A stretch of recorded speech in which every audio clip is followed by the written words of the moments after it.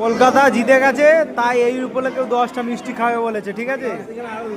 ও বলছিল হারলে আমি 2টো মিষ্টি খাবো, আর যদি কলকাতা জিতে 10টা মিষ্টি খাবো। তাই বন্ধুরা দেখো 10টা মিষ্টি খাবে, খা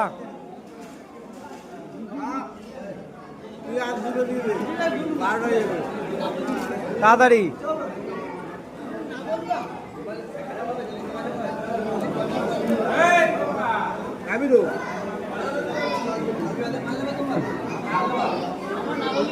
তাড়াতাড়ি খা।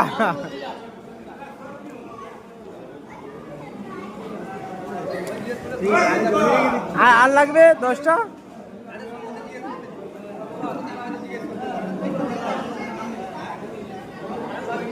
মেয়েদের চুল কেন উড়ে আসতেছে এখানে? চুল সব নিজের বেঁধে রাখো, নাহলে কাছে কেটে দেবো। ফিনিশ একদম।